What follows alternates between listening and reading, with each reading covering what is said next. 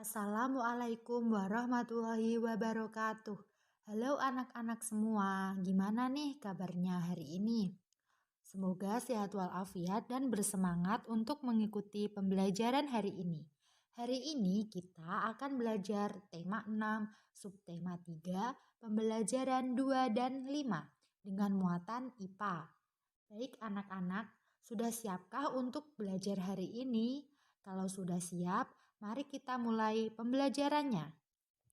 Tujuan pembelajarannya yang pertama adalah menjelaskan benda-benda yang dapat mempercepat dan menghambat perpindahan kalor. Yang kedua, mengidentifikasi benda-benda di lingkungan yang menggunakan konsep perpindahan kalor. Nah, perhatikan gambar berikut ini. Di sini, Lani ke sekolah membawa sebuah termos. Ya, termos tersebut berisi teh hangat.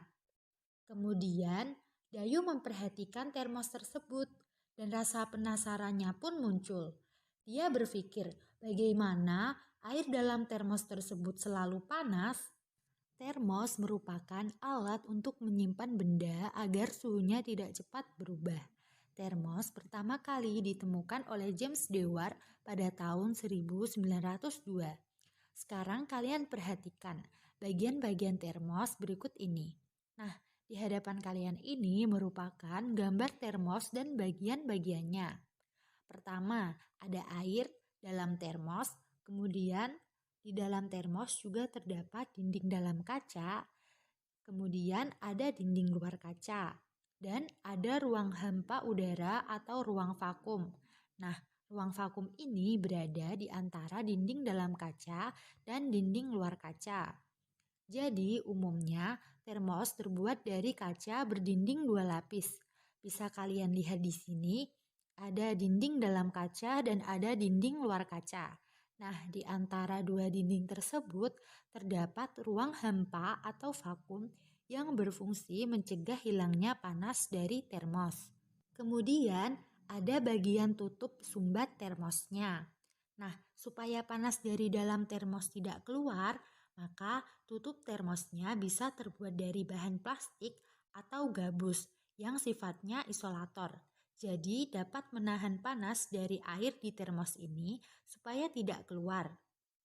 Selanjutnya, agar kaca tidak pecah, maka dilapisi dengan dinding pelindung kaca.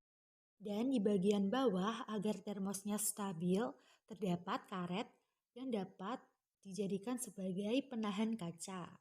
Oke, jadi ini merupakan bagian-bagian dari sebuah termos, sehingga termos tersebut bisa menahan panas air yang ada di dalamnya. Selain termos tadi, masih ingatkah kamu apa saja peralatan yang dibuat berdasarkan sifat konduktor dan isolator?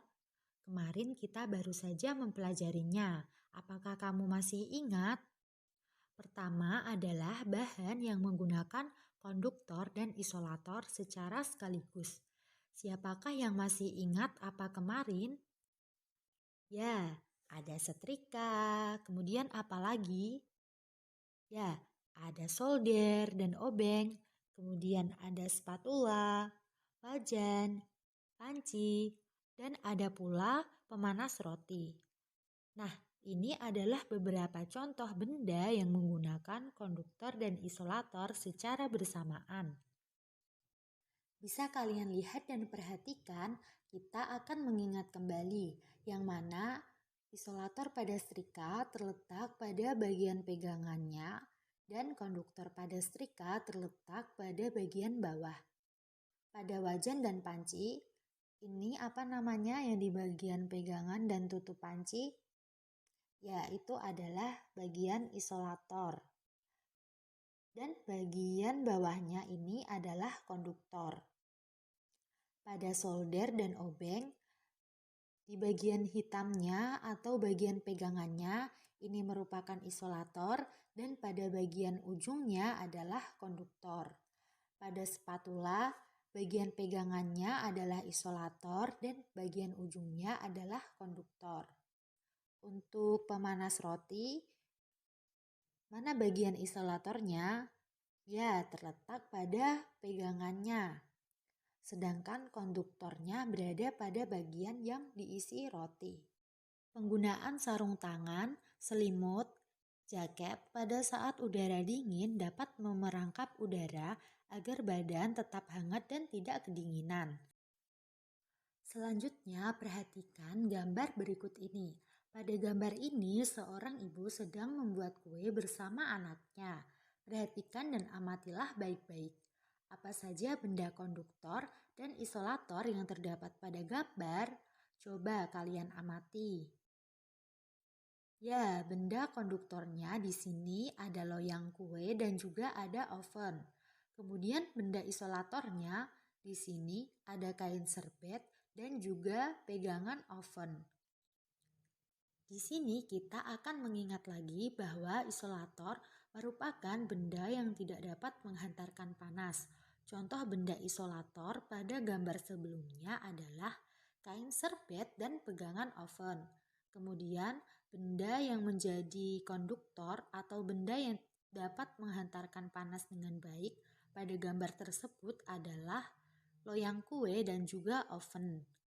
Penggunaan benda-benda konduktor dalam kehidupan sehari-hari contohnya adalah mesin mobil dan oven. Contoh lainnya yaitu pada aluminium foil. Aluminium foil berfungsi mempercepat perpindahan kalor sehingga makanan dapat dengan mudah matang apabila dibungkus menggunakan aluminium foil. Penggunaan benda isolator dalam kehidupan sehari-hari. Contohnya adalah penggunaan bahan karet pada alas kaki, yaitu seperti sepatu dan sandal, agar kita tidak merasakan panas saat berjalan di siang hari. Silahkan kalian catat poin-poin penting pada materi yang telah disampaikan. Kemudian, pada pertemuan berikutnya silahkan dikumpulkan catatan tersebut. Sekian video materi dari saya. Terima kasih atas perhatiannya. Sampai jumpa pada pertemuan berikutnya. Wassalamualaikum warahmatullahi wabarakatuh.